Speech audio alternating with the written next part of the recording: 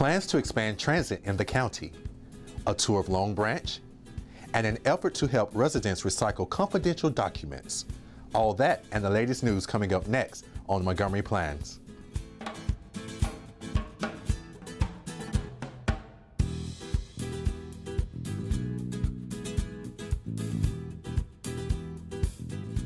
Thanks for watching Montgomery Plans. I'm Michael Brown.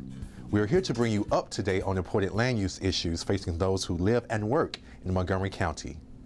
On today's show, we'll learn about plans for introducing rapid transit in the county, evaluate progress in Longbranch, and show how county residents can safely recycle confidential documents.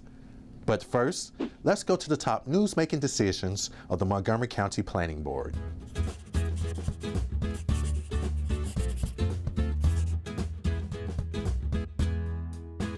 Welcome to Plans in the News. I'm Susan Kennedy. The new Costco in Wheaton is open for business, but plans to open a 16-pump gas station there are still in limbo. Recently, the Planning Board recommended denial of a proposed special exception that would allow gas pumps at the Westfield Wheaton Mall. After testimony from planning staff and neighbors who live near the mall, the board voted 3-2 against the gas station proposal. Board member Casey Anderson led the charge, arguing the gas station did not fit into the master plan goal of reducing automobile use in the area around the Wheaton Metro Station. Three of us at least felt that the large gas station that Costco is proposing would attract more cars. By definition, that's the whole point of having the giant gas station there, to draw in customers in their cars to go shop at the Costco. And we felt that that would come at the expense of the master plan's idea to try to make this a transit-oriented, walkable, more human-scale downtown area. Planners had recommended denial of the special exception, citing the possibility of adverse health impacts for residents living near the proposed gas station. Anderson says, though that might be true, a zoning code provision states gas stations are not to be favored when they would interfere with the logical development of the surrounding area. I think that was at the heart of this decision. The master plan does not require the Westfield Mall to redevelop in a way that's more urban, with more mixed use, more housing, more integrated into the downtown, because we recognize that it is what it is. It's a suburban style shopping mall. However, we wanted to not be accommodating a move that would retard the effort to get downtown Wheaton to move in that direction in the future. The gas station proposal has been fought by residents in the Kensington Heights subdivision for 3 years. Last year, the County Council voted to bar large gas stations within 300 feet of schools or recreation facilities. Costco then submitted a new proposal reflecting that change. However, as Anderson tells us, even that could not change the board's view. In this case, it was particularly appropriate, I think, that we have that requirement because of the scale of the use. It's a much larger gas station with a higher volume of gasoline and more customers coming in and out than you would see with an ordinary gas station along George Avenue or Veers Mill Road down the street. And because we also want to make sure that it complies with the other goals of the master plan.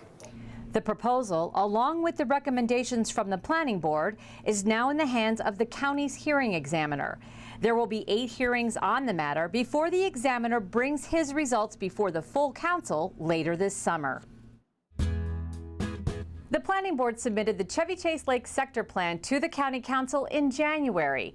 The purpose of the plan is to build on the character of this well-established community and enhance the town center, partly to put future development in sync with the coming of the Purple Line. To familiarize themselves with the area, planners led a group of council members and staff on a tour of several locations that will be reviewed in the coming weeks. The Chevy Chase Lake sector straddles Connecticut Avenue between Chevy Chase Lake Drive and Manor Road. Planner Elza Heisel McCoy told passengers the purpose of the plan is to build on community assets without jeopardizing its character.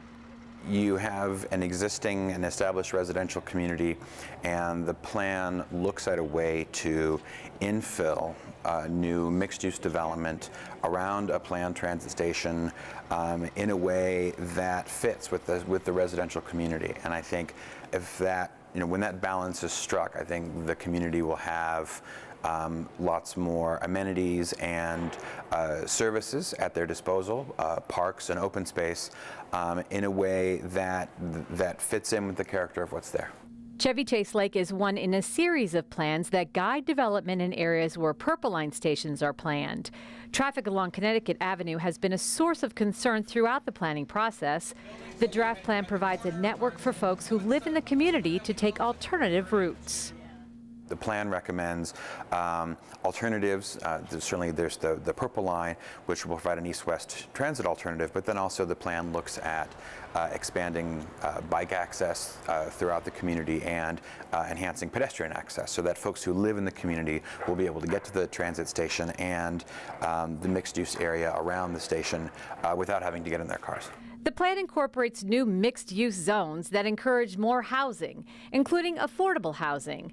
Some of that new housing is slated in the 25-acre town center. Heisel McCoy says there is a standard for maintaining compatibility by building on existing benefits in the neighborhood. The intent that in the plan that the planning board sent to the council along Connecticut Avenue, you'd be at about 6 stories right there, just around the station in the area the plan calls the town center. There were some taller buildings that the planning board did approve, but those would be set back one way or another from Connecticut Avenue. The Council's Planning, Housing, and Economic Development Committee will analyze and make recommendations on what members think should be in the plan before it goes before the full Council for a vote sometime later this year. I'm Susan Kennedy for Plans in the News.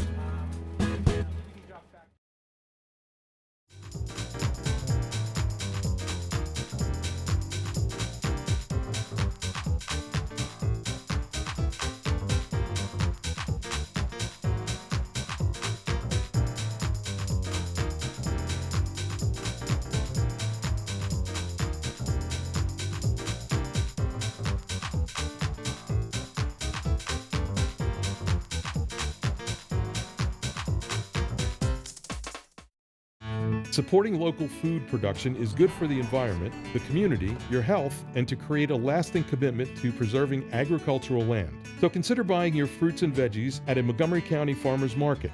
For a list of farmers markets or for more information on growing local, please contact the Montgomery County Department of Economic Development at www.montgomerycountymd.gov/farmersmarkets or call 301-590-2823.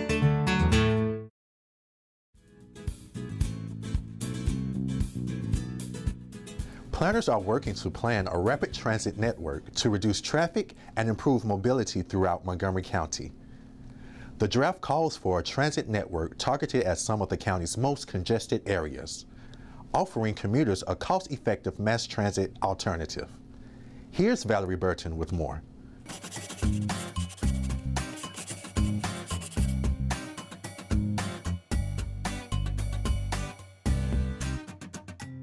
In 30 years, the county's population is expected to grow by more than 20% and more than 200,000 jobs. In many areas, it's not possible to add or expand roads. So if you think your commute is bad now, just wait, it's going to get worse. That's why county transportation planners are looking for new options to help keep us moving. Recently, I met up with transportation planner Larry Cole at a busy intersection along Colesville Road during the morning rush. Larry is the project leader on a plan to add rapid transit in the county's most congested areas. He explained that rapid transit is comprised of a number of different elements. Part of it is better buses, better bus stations, level boarding areas, and off-board fare collection to speed people getting on and off the bus, real-time traffic information to make sure that people know when the bus is coming and make it more convenient. But the biggest point for the master plan is, where do we need additional space? Where do we need more rights-of-way and more lanes to handle these buses and move people faster? Bus rapid transit provides a flexible, cost-effective alternative to congested roadways by offering reliable, fast transit service. The countywide transit corridors plan identifies 10 potential routes along some of the most heavily used commuter roads in the county. Colesville Road is one of them. Colesville Road is very congested, which is actually why we have the lane operation that we have here, which is managed lanes, where we have 6 lanes that normally it runs 3 in each direction. In peak hours, it runs 4 in the peak direction and 2 in the off-peak. So in particular, what we're recommending for this corridor is that in one of those peak direction lanes that we restrict that to buses only. We actually have the highest number of buses right now on US 29. We have over 800 people in the peak hour on buses on 29 right now. With the 2040 forecast, that's expected to more than double. So we can actually move more people in a single lane of traffic just by excluding it to buses only, at least during peak hours. How the bus lanes are built will be tailored to each route. It all depends on the road and right-of-way, traffic patterns, and forecast bus usage. On this part of Colesville Road near downtown Silver Spring, it's a matter of managing how the existing lanes are used during rush hour. In other corridors, planners recommend construction of new dedicated lanes or conversion of existing car lanes to bus use only. For most of the county, it's a choice between having a 2-lane median busway, a 1-lane reversible median busway, or an operation in the curb lanes where you would restrict traffic in the curb lane here to bus use only. A treatment being considered for Route 355 creates dedicated lanes in the median. Eyeing that plan is Lerner Enterprises, the firm redeveloping White Flint Mall. Lerner Director for Transportation and Smart Growth, Francine Waters, says that the way it's configured now, Rockville Pike is a deterrent to creating a walkable, smart growth neighborhood. Well, the community sees Rockville Pike more as a knife that splits the community rather than the spine of the community. It is a very broad street, very difficult to transverse, and part of it is because you have to get across all 6 lanes of traffic. There is, in some cases on the Pike, no median. So with rapid transit, the dual center dedicated lanes of rapid transit, it actually provides a safe haven for pedestrians to cross, and it becomes more an integral part of the community rather than that knife that I was referring to. So how will Rockville Pike look different with rapid transit? Think of the metro, only on the road, on the surface of the road, in dual dedicated lanes running down the median. There will be stops approximately every quarter mile, as in the White Flint sector. There will be off-site fare collection, level boarding, still 6 lanes of traffic, but think also of dedicated bicycle lanes on both sides of the Pike with 6 rows of trees. We're talking about a grand boulevard, an opportunity to really knit this community with pedestrian access, with public transit access, and also with the mobility of the car as well. Bringing rapid transit to White Flint is important to the success of the entire White Flint community, not just the mall redevelopment. With rapid transit vehicles, anywhere in this sector, you will be within a 10-minute walk of public transportation. It will also play into bike sharing. We, of course, plan to have bike sharing stations here at White Flint Mall's redevelopment. You will be able to take rapid transit, get off rapid transit, get on a bike, and go throughout this whole sector. I mean, it's really, the capacity for mobility is incredible. On other roads in the county, rapid transit will be configured a little differently, but the goal will be the same, to move people, not just cars, and get them where they're going more quickly. After reviewing the draft plan and the considerable amount of public input gained through community meetings and testimony, the Planning Board will transmit a draft of the Rapid Transit Master Plan at the end of July to the County Council. A final decision on the plan is expected by the end of the year. I asked Larry Cole whether we'd see rapid transit buses soon after that. Well, we could. Places like this where you're repurposing lanes and not doing a lot of construction, those could be done sooner because that would be more of changing signalization, adding some signing, some pavement marking. There is some additional traffic information that needs to be done, studying that needs to be done beforehand, but that could be done fairly soon on some corridors. Other things such as 355 would be more longer term. Wherever you're proposing to build additional lanes, to take additional right-of-way, that requires a much longer period of time. Okay, so what are some of the reaction you've heard about the plan? More than any other project, I think there's been a complete range of reactions from don't do anything to make a huge system with 2-lane medium busways everywhere. We're in the middle. So I think that people in particular areas are concerned about the physical impact on those areas and the traffic impact on those areas. And where the concern is highest is, not surprisingly, where congestion is greatest. But the reality is that we don't have a choice to do nothing. I mean, that's the alternative, but it amounts to a 70% increase in congested lane miles, as I said, and that's not a good option. So we need to figure out ways to move more people, to get them to the destinations that they want to go to in a reasonable amount of time. The plan also makes recommendations to improve accessibility for bicycles, pedestrians, and train riders, such as designating bicycle pedestrian priority areas around stations and adding a third track on part of the MARC Trains Brunswick line. Keep apprised of the plan in progress on our website. Up next, Around Town in Longbranch. Stay with us. If it wasn't for his doctor, he wouldn't be here. If it weren't for Montgomery County Fire and Rescue, he wouldn't be here. If it wasn't for the phone call, we wouldn't have been there. If I didn't call, I don't know where we would be. Montgomery County emergency responders are there when you need help at no cost to you. In an emergency, don't ever hesitate to call 911. If you live in Montgomery County, you will never get a bill or pay a dime. So if you have an emergency, call us. We're there for you. It's a beautiful day out here, sunny today with light breezes, giving way to clouds in the afternoon. We could see some light precipitation to moderate precipitation later on, followed by powerful storm-like conditions. 90 miles per hour winds are expected. Authorities are asking everyone, stay indoors. Come on, that's it, let's go.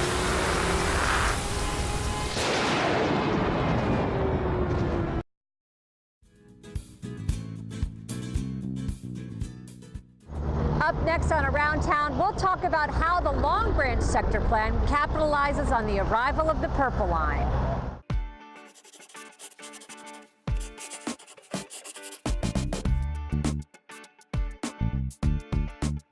Fred, here we are at one of the busiest intersections here, University Boulevard and Piney Branch. We have the Longbranch sector plan in the works. What is going to change here at this intersection to change this community a little bit? We're in one of the two nodes of the Longbranch community. This, as you can see, is a very, very, very busy intersection, both for cars and, more importantly, for mass transit. There's a bus stop on every quadrant of this intersection, and this is one of the stations, one of the places that has the heaviest boardings in the county. More people are getting on and off the bus here than almost any place in the county. What does that mean? That means that there are a lot of people here who rely on public transportation to get to work. It also means that you can get to your job in Washington or your job in Silver Spring or your job in White Oak from this spot. So there's a lot of people who live here. We discovered that densities in this part of Longbranch are as large as they are in parts of Brooklyn. There are a lot of people who live here, and there are a lot of people who have working class jobs and can get everything they need in this neighborhood. We know this is a heavily traveled area, so it makes sense to put a Purple Line station, as the plan calls for, right over here. Talk a little bit about how that's going to fit into the plan. One of the things that the Purple Line will do is that it will augment the bus service, and it will allow more people at one time to get on a light rail vehicle and to travel into Silver Spring that way or back towards New Carrollton in the other direction. So what we're going to try and do here as planners is to keep this. I guess one way to describe this would be as kind of a gentle intervention. New things are going to happen here in Longbranch, but we're going to try and make sure that all the people who are here now can stay here, and that all the services that they use can stay here. So this is a place in which we'll use some mixed-use zoning to increase residential opportunities particularly, but also to have a little bit better design. We'll try and bring the buildings up a little closer to the street, to have the parking when there is parking behind it, so that you'll have an improved frame in this neighborhood with your stores and your shops and your windows and everything right here on the street where you can walk by and see them. You did mention giving folks the ability to stay here and not move. And behind us we have a large quadrant of condominiums, apartments, and affordable housing is really key in this neighborhood. It is absolutely key in this neighborhood, and it is something that we are really making an effort to retain. The mixed-use zones that we are going to be using, the CRT zone probably, is a zone that accommodates affordable housing as one of the public benefits that redevelopment opportunities will use.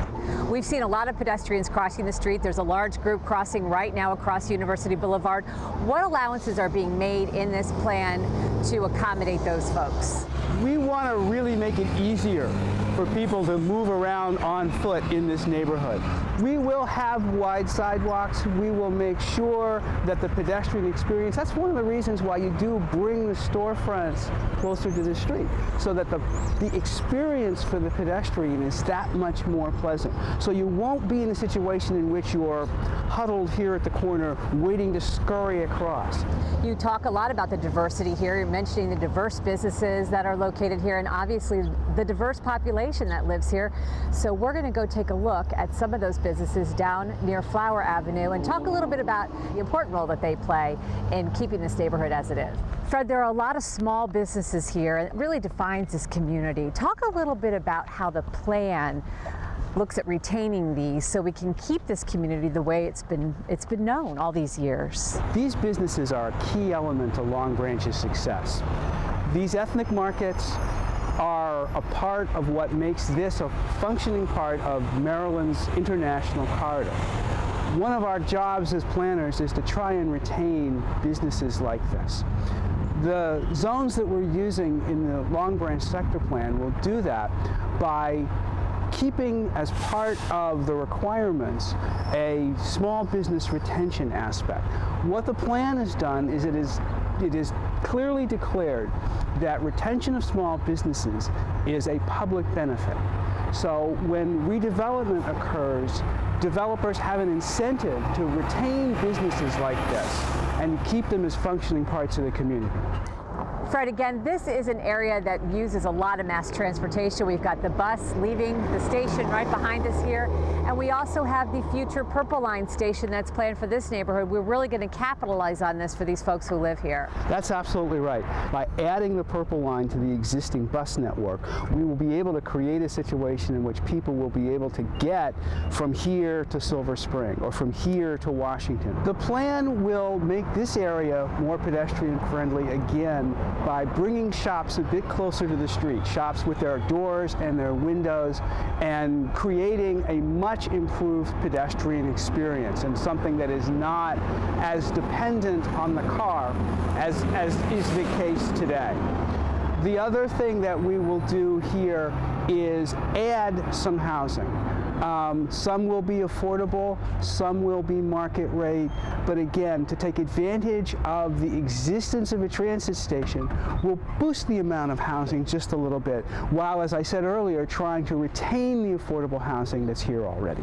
And making it easier for folks to get here might bring more folks to this neighborhood to take advantage of these unique businesses. That's a key element of what we're trying to do. A lot of these ethnic markets are regional draws. People come from all over this part of Montgomery County to buy specific kinds of food from foreign countries. So we need to retain that. There are multiple supermarkets in this area that cater to varying ethnicities. That's a terrific thing, and we want to hang on to it. Fred, thanks so much for this really interesting tour of Longbranch. I think it's really exciting what you all have planned for this neighborhood. That wraps up this edition of Around Town. I'm Susan Kennedy. Maybe next time we'll be in your neighborhood.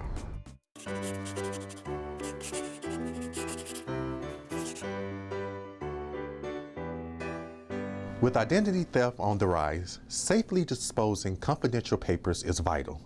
Recognizing that, along with the sheer volume of paper waste generated in the county, The Department of Environmental Protection has established free paper shredding events where sensitive documents are securely recycled. We stopped by Tacoma Park Middle School to see how it works. Well, today's a paper shredding event, a paper shredding and recycling collection event sponsored by the Montgomery County Division of Solid Waste Services. And what it is, basically, we're allowing residents of Montgomery County to bring their confidential papers for on-site shredding and recycling, such as tax receipts, medical records, anything that a resident might have that they don't feel comfortable with putting out for collection service. Instead, they can have it securely shredded on site, and then it will be recycled and turned into brand new materials. I've got hundreds and thousands of files. It's over the last 35 years.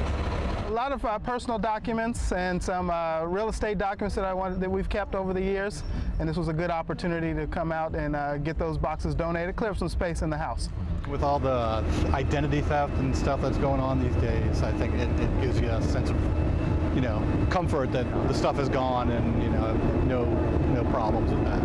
I have a little shredder at home that wouldn't cut it for all 3 or 4 bins that I had. So found out about this through the county's website and recycling website, and me and my boy came up here and to drop it off, and we're going to go and watch him shred it all for us.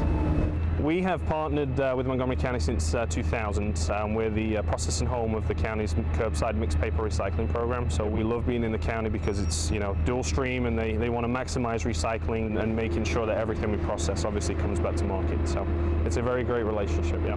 What I'm doing today is I'm giving to individuals who are participating.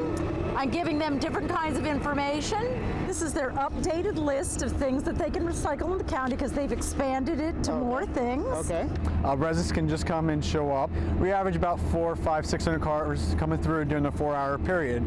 The on-site shredding and recycling services through these events are really just geared towards to our residential sector, single-family residents and residents of apartments and condominiums. We do encourage businesses to either work with a private collector for the on-site shredding for those sensitive documents, just because we are limited in terms of capacity during these 4-hour events. Office Paper Systems brings 2 trucks to the events, and they do fill up when we are busy. So if a business comes and they have lots of paper, it can definitely overwhelm us during these one-day events. Oh no, this is very nice. It's environmentally friendly.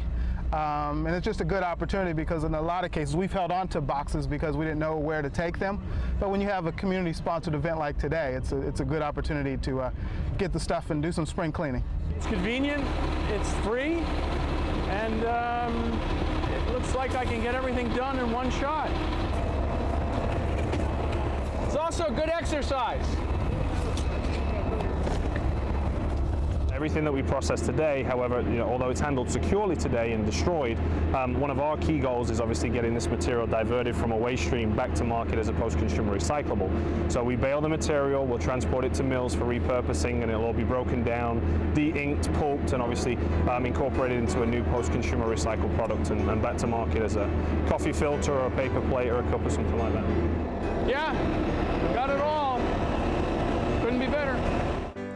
Visit our website at montgomeryplanning.org for complete, up-to-date planning information in Montgomery County. There, you'll find ways to access the Planning Department's many services. Well, that does it for this edition of Montgomery Plans. Join us again next time when we bring you more on the issues that affect quality of life here in Montgomery County. I'm Michael Brown. Thanks for watching.